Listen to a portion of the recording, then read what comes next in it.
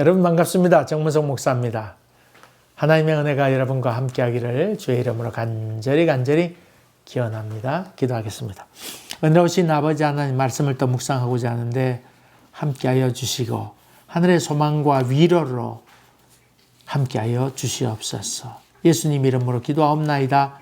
아멘. 아멘. 오늘 여러분과 같이 나눌 하나님의 말씀은 출애굽기 8장 16절에서 19절까지 하고 또 20절부터 24절까지 두 군데 보겠습니다. 제가 봉독합니다. 여호와께서 모세에게 이르시되 아론에게 명령하기를 내 지팡이를 들어 땅에 티끌을 치라 하라. 그것이 애굽 온 땅에서 이가 되리라. 그들이 그대로 행할세. 아론이 지팡이를 잡고 손을 들어 땅에 티끌을 치매 애굽 온 땅의 티끌이 다 이가 되어 사람과 가축에게 어르니 요술사들도 자기 요술로 그같이 행하여 이를 생기게 하려 하였으나 못하였고 이가 사람과 가축에게 생긴지라. 요술사가 바로에게 말하되 이는 하나님의 권능이니이다 하였으나 바로의 마음이 완악하게 되어 그들의 말을 듣지 아니하였으니 여호와의 말씀과 같더라. 아멘. 또 이어서 20절부터 21절, 24절까지 말씀입니다. 여호와께서 모세에게 이르시되 아침에 일찍이 일어나 바로 앞에 서라. 그가 물이 있는 곳으로 나오리니 그에게 이르기를 여호와께서 이와 같이 말씀하시기를 내 백성을 보내라. 그러면 그들이 나를 섬길 것이니라. 내가 만일 내 백성을 보내지 아니하면 내가 너와 내 자손 내 신하와 내 백성과 내 집들의 파리떼를 보내리니 애굽 사람들의 집집에 파리떼가 가득할 것이며 그들이 사는 땅에도 그러하리라. 그날에는 나는 내 백성이 거주하는 고센 땅을 구별하여 그곳에서 파리가 없게 하리니 이런 말미암아 이 땅에서 내가 여호와인 줄을 내가 알게 될 것이니 내가 내 백성과 내 백성 사이를 구별하리니 내일이 표징이 있으리라 하셨다 하라 하고 여호와께서 그와 같이 하시니 무수한 파리가 바로의 궁과 그의 신하의 집과 애굽 온 땅에 이르니 파리로 말미암아 그 땅이 황폐하였더라. 아멘. 20절, 19절까지 읽고 20절부터 한다고 그랬는데 보니까 19절 다음 20절이네요. 이어서 24절까지 봉독했습니다. 여러분, 지난번에 말씀드린 것처럼 모세만 지팡이를 들어서 이렇게 지시한 것 아니었습니다. 오늘 봉독한 말씀에도 이를 만드는 티끌이 이가 되는 그런 장면을 얘기하면서도 아론이 지팡이를 들었다는 말씀이 나오지요. 어쨌든 간에 그 앞에 그 개구리 사건을 통해서 약속을 이행하지 못하게 되니까 약속을 이행하지 않은 것에 대해서 위약에 대한 징벌로 이제 이가 나오게 되고 또 파리떼가 나온 것 같습니다. 땅을 쳤습니다. 그동안 강물을 쳤는데, 핏물이 되고 또 나일강이 빗물이 되고 개구리가 올라왔을 땐 다 강물을 쳤는데 이번에는 땅을 쳤습니다. 땅을 쳤습니다. 여기에 이라고 그랬는데 이는 번역할 때 벼룩도 되고 찐득이로 번역할 수도 있고 그런데 이런 것들이 마구 귀에도 들어오고 온 몸에 있게 되니까 그렇게 되죠. 옛날부터 속설이 있었는데 그것은 애들 몸에 이가 많이 이렇게 나오게 되면 그때는 전쟁이 일어나는 것이다. 그런 그 속설이 있었지요. 근데 그래서 한동안 한국에서도 이가 많이 애들 학교마다 한 해가 이가 있게 되면 같이 놀게 되면 이 금방 옮겨가게 되잖아요. 더군다나 겨울에, 여름엔 모르겠는데 겨울에 참 옷을 입고 이렇게 있으면 이들이 따뜻한 데 있으려고 사람 몸에 이렇게 옷 속에 들어가게 되는데 친구끼리 만나다 보면 이가 번지게 되지요. 어쨌든 간에 이라고 하는 것이 얼마나 참 우리를 괴롭혀요. 건지럽게 하기도 하고 그렇죠. 또 제사장 같은 경우에 몸에 이가 있게 되면 부정하게 되잖아요. 제사 행위를 하지 못하게 되었습니다. 그런 의미도 있었습니다. 어쨌든 간에 오늘 본문에 있는 이 사건은 여술사들, 마술사들이 따라하지 못하는 이유였습니다. 따라하지 못했습니다. 그래서 하나님 편에서 보면 점점 그 강도를 높이고 난이도를 높여서 그 여술사들도 어찌할 수 없게 하는 그런 일이 있었죠. 근데 그 고백 가운데, 마술사들의 고백 가운데 이건 그 임금님이 보고하기, 이거는 보통 문제가 아닙니다. 이거는 그 하나님의 권능에 의해서 된 것입니다. 그렇게 얘기하고 있죠. 그런 고백이 나옵니다. 여기 여호와의 권능, 하나님의 권능이란 말인데, 이 하나님의 손가락이란 말입니다. 원어로 그대로 본다면 손가락. 하나님의 손가락이란 말인데 권능을 뜻합니다. 여러분, 그 복음성 가운데 그의 손가락으로 지으신 해와 달 내가 보니, 하나님의 지으신, 하나님의 손가락으로 지으신, 하나님의 손가락이란 말은 바로 하나님의 권능, 그런 뜻이죠. 그런 말입니다. 원어적으로 했는데 이 재주를 뜻하기도 하고 권능도 뜻하고 하나님께 생동하셨다, 손이란 말이죠. 여러분, 그 숫자에 나오지요. 숫자에 나오는데 1은 유일의 숫자, 2는 증인의 숫자, 3은 하늘의 숫자, 4는 땅의 숫자, 동서남북, 3은 삼층천. 그래서 3, 4, 5가 5는 그래 나와 있지 않습니까? 5는 손가락 이렇게 해서 행동한다, 움직인다, 그런 뜻으로 쓰였습니다. 숫자로 봐서는. 그런 의미로 쓰였는데, 어쨌든 행동한다, 그런 의미입니다. 그러니까 하나님의 손가락이라는 말이 그런 의미인데, 어쨌든 간에 이로 인해서 온몸이 건질건질 했겠지요. 그렇게 건질하니까 얼마나 신경이 곤두서겠어요. 여러분, 이 재앙이 별것 아닌 것 같지만 참 별 겁니다. 사막을 걸어서 횡단한 사람들, 또 사막 마라톤 있잖아요. 한 사람들이 와서 당신이 사막을 지나면서 제일 힘들었던 게 뭐냐 그랬더니 흔히들 생각하는데, 아이고 목마름이다, 아니면 또 아이고 피곤함이었다, 내리쬐는 태양이었다, 뭐 그렇게 얘기할 줄로 알았는데 그것 아니고, 그 경주에 임했던 배나무 하나 울러매고는 사막을 횡단했던 사람의 고백이 제일 힘든 것은 신발 안에 들어간 조그만 모래였다. 그 모래가 발 안에 있는데 거기에 그냥 뜰 때마다 신경을 곤두서게 하는 것이지요. 작은 것이라고 해서 고통이 적은 것 아닙니다. 작은 것이 오히려 고통을 주는 경우도 얼마나 많이 있는지 모릅니다. 여러분, 한번 군대 갔다 오신 분들은 아마 기억할 겁니다만, 군장 울러매고 10km 구보합니다. 1시간 만에 뛰는 것, 이렇게 군장을 놓으고 이렇게 뜁니다. 뭐가 제일 힘들까요? 짊어지고 뛰는 것은 그렇게 힘들지 않습니다. 뭐 늘상 하던 것이니까 힘들지 않아요. 근데 정말 힘든 것이 무엇인가?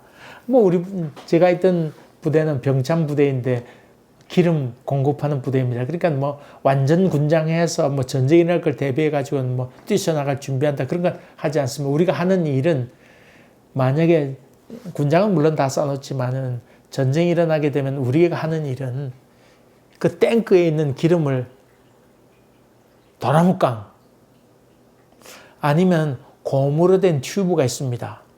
그러면 그 병참 부대에서 전쟁이 일어나면 그걸 빨리 공급하죠. 그러면 그 원으로 된 고무로 된 이렇게 원으로 된 이런 유리 탱크가 있어요. 그걸 공급해 오든지, 아니면 이렇게 풀장처럼 되어 있는 고무 튜브가 있어요. 거기다가 탱크 기름 있는 걸 다 주입받아 가지고 놔두면 헬리콥터가 와서 그것을 실어가도록 이렇게 하는 일, 후방으로 그걸 대피시키는 일이 우리 일이죠. 그러니까 군장 메고 울러매고 뛸 건 없어요. 전쟁이 나면 도망가면 안 돼요. 사형당해요. 그러니까 그렇지만은 훈련은 한단 말이죠. 훈련하는데 제일 힘든 게 뭔 줄 아세요? 물론 우리 배낭도 울러맵니다. 배낭 안에다가 우리는 베개 하나 넣고는 뛰죠. 각을 잡아야 되니까 배낭 하나 울러매서 무겁지도 않은데, 제일 힘든 것은 같이 뛸 때 띠그락띠그락 하는 소리입니다. 그거 뛰어오는데 따가닥 따가닥 따가닥 따가닥. 반합 있잖아요. 반합을 잘못 묶어가지고는 소리 따가닥 뜰 때마다 달가닥 달가닥 소리 나는 거. 그게 얼마나 거슬린지 모릅니다. 그래서 이 군대 생활 제대로 했나 안 했나 이 쫄따구들은 그거 반합 달가닥 달가닥 소리 나도록 하지만 고참들은 그거 소리 안 나도록 따가닥 벌컥 묶지요. 아니면 또 야전사비인데 그것도 덜거덕거리지 않도록. 모든 덜거덕거리는 것을 덜거덕거리지 않도록 바짝 조아매는 사람은 잘 뛰는 사람입니다. 반대로 그렇지 못한 사람은 군대 생활을 얼마 하지 않는 사람이라 볼 수 있죠. 우리를 괴롭히는 것 대단한 것이 아니고 사실은 별것 아닌 것이 우리를 괴롭힐 때가 많이 있습니다.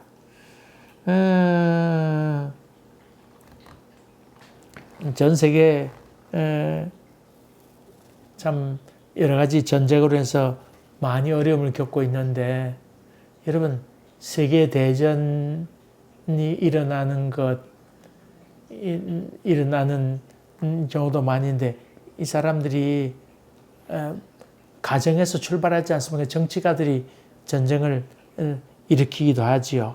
일으키기도 합니다. 여러분 이 가정에서 부부 싸우는 것 한번 보세요. 민족을 위해서 아니면 우리 앞으로 세계 평화를 위해서 하다가 서로 논쟁에다가 싸웁니까? 부부 싸움합니까? 그런 경우 없습니다. 부부 싸움할 때 세계 평화를 위해서 우리가 이래야지. 마누라가 당신 뭐 이러면서 싸우지 않아요. 싸우는 것은 치약 한 부부는 끝에부터 짜고 또 아내는 가운데 쭉 짜고 이거 왜 이렇게 했냐 때문에 치약 때문에 부부 싸움이 시작되게 되고 그러니 해서 이혼하는 경우도 또 있지요. 또 남자 같은 경우 양말을 좀 쭉 펴가지고는 이렇게 벗어놓으면 좋을 텐데 꼭 벗을 때 뒤집어가지고 벗어놓으니까 마누라가 벌써 몇 번 얘기하는데도 또 펴서 내라고 하는데도 안 하고 그냥 그러다가 그것 때문에 부부싸움이 있게 되고 말 안 하게 되고 그럼 나중에는 성격 차이라고 그러면서 헤어지는 경우도 많이 있습니다. 대단한 문제 때문에 싸우는 것도 아닙니다. 별것 아닌 것 때문에 싸우게 되지요. 이집트의 고통도 바로 그런 것이었습니다. 바로 이로 인해서 저들이 많이 고통 가운데 있었습니다. 근데 이 바라오는 그 문제에 대해서 빨리 조치를 취했던 것 같습니다. 자기 혼자 이가 들어오지 못하도록 망을 쳤던가 아니면 신하를 시켜서 이가 들어올 때쯤에 짓누르게 하든가 아니면 향을 피우든가 그렇게 했는지 모르겠습니다만은 이 왕은 백성들의 고통에 대해서는 그렇게 관심이 없었다고 하는 것입니다. 자기만 이가 없으면 된다. 아마 이런 생각에서 소위 지배자의 생각을 갖고 있었기에 이 파라오는 거들떠 보지 않았던 것 같습니다. 다시 말하면 부정에는 눈 감아주지만은 자기의 불이익이 되는 것에는 참을 수 없다고 하는 게 인간이지요. 자기 손해보는 것은 못 참아요. 근데 다른 사람이 어려움 당하고 고통 당하고 하는 것에는 그럴 수도 있지. 이런 뻔뻔함이 인간 가운데 있는 거죠. 바라오도 그런 모습으로 일관합니다. 이어서 하나님은 모세에게 얘기하면서 파리떼를 보내겠다고 얘기합니다. 아침 일찍 바라오에게 가서 파리떼 보내겠다고 얘기해라. 참 그렇게 파리가 가득하게 됩니다. 저는 그 파리에 대해서 좋지 못한 인상이 한 가지 있었습니다. 그건 옛날 그 대학 다닐 때에 그 농촌에 수련회 하면서 전도하러 갔던 적이 있어요. 농촌에. 의성이었어요.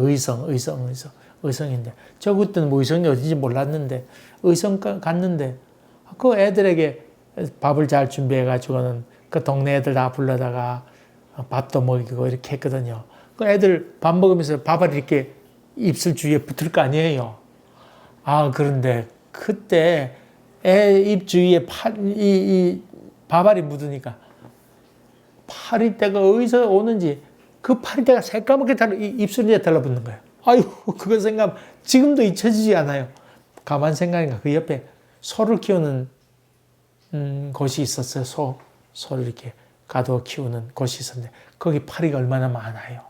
근데 옛날에는 벌써 몇십 년 전인데 얼마나 그 더러웠어요. 이 파리떼가 달라붙었는데 그 까맣게 붙었던 것이 지금도 생각이 납니다.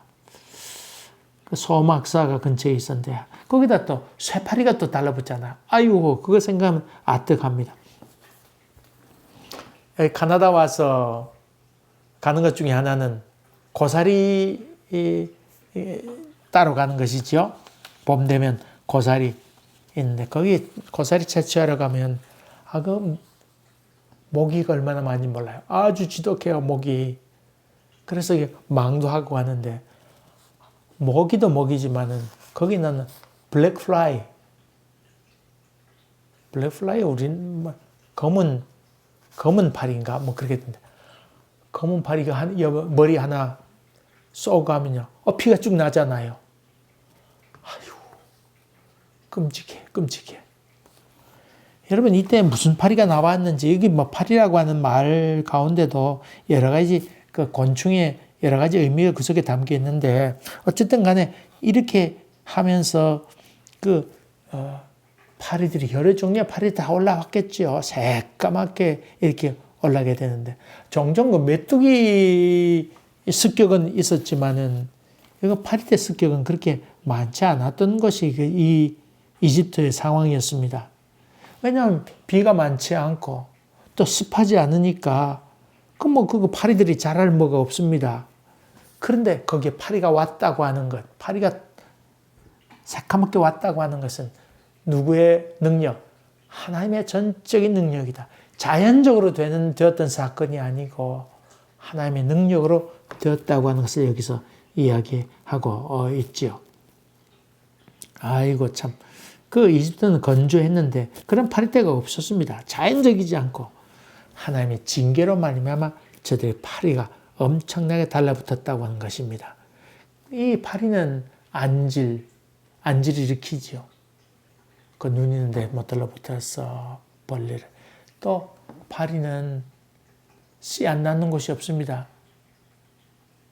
아이고.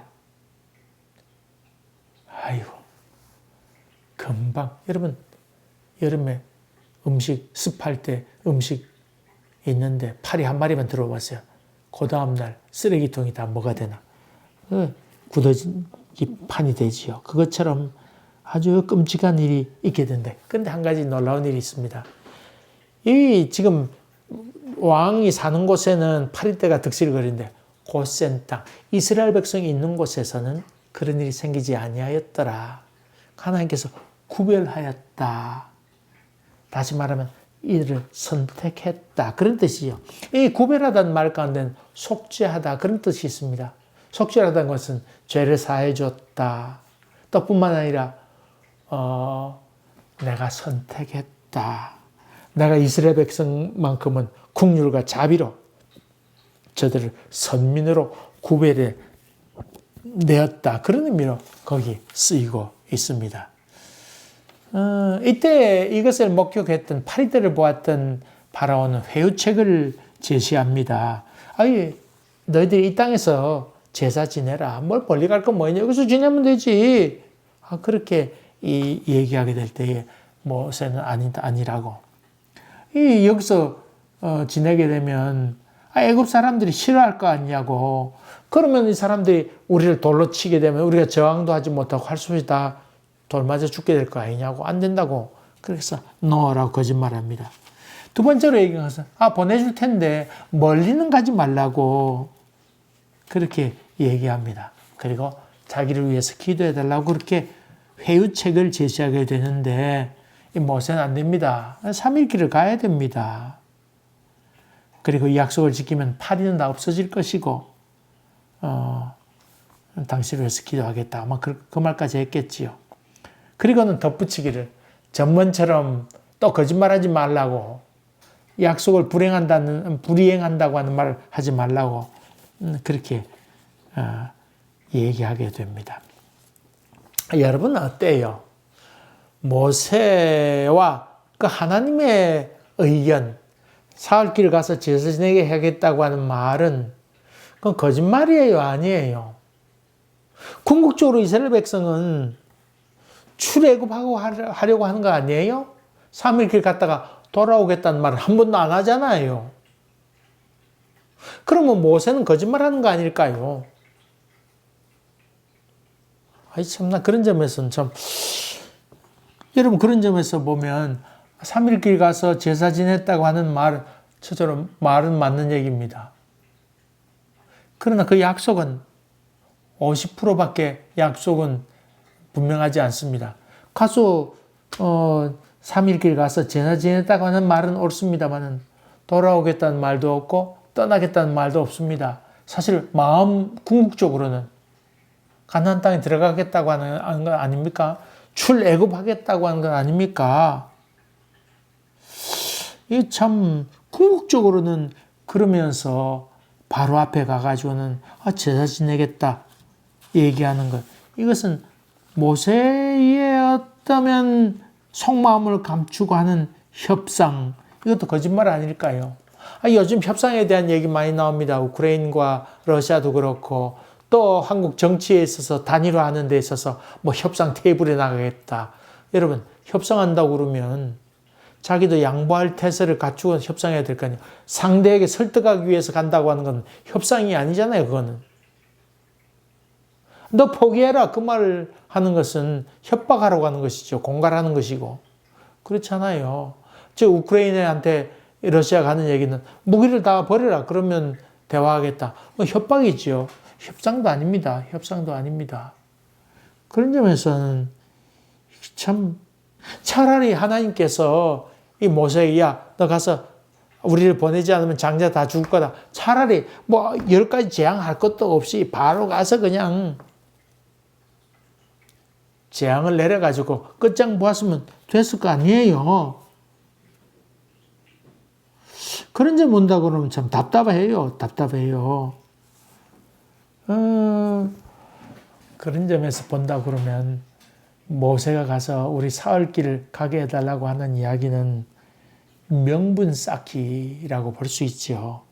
그래서 저들하고 점점점 화를 돋구게 해가지고는 아이고 우리 떠나야 되겠다. 그렇게 해서 떠나는 마음을 강팍해 했다고 하는 것이 바로 그런 의미라고 볼 수 있죠. 하나님께서 우리 나가게 해달라고 하지만은 바로의 마음을 강팍하게 하는 이유 중에 하나는 결국 마음을 강팍하게 해서 에이씨 떠나라고 너 꼴도 보기 싫다고 다시 돌아오지 말라고 그렇게 하기 위한 하나님의 방법이었던 것을 봅니다. 여러분 오늘 본문 말씀을 통해서 한 가지 또 기억할 것은 뭐냐면 회유책을 보낼 때 바라오의 회유책을 보낼 때 이것도 해라 저것도 해라 이런 방법 저런 방법 제시하게 될 때에 그럴 수 있습니다. 그러나 그것이 타협하게 되고 다 이것저것 본질까지 다 양보하게 될 때 그때는 남는 것이 없다고 하는 것입니다. 그래서 아니요라고 얘기할 땐 단호하게 여기까지라고 단호히 얘기할 수 있는 그런 결단. 모든 건 내가 손해본다 할지라도 이것만큼은 안 된다고 하는 것. 그래서 흔히 그렇게 얘기하죠. 복숭아처럼 살아라. 겉은 부드럽고 달콤하지만은 분명한 씨가 있어서 분명히 지킬 수 있는 삶, 그런 삶을 살라고 얘기하는데 우리의 신앙의 세계도 마찬가지입니다. 그런 지혜와 용기와 결단이 있기를 주의 이름으로 간절히 기원합니다. 은혜로우신 아버지 하나님 도와주시옵소서. 전쟁의 소식으로 인해서 마음이 다 아픈데 하나님이여 저들 마음을 깨트려 주시고 하나님의 마음을 갖도록 도와주시옵소서. 희생당하는 분들에게 큰 위로가 있도록 도와줄 믿사옵고 예수님 이름으로 기도하옵나이다. 아멘. 아멘. 여러분 또 뵙겠습니다. 감사합니다. 많이 기도해 주시길 바랍니다.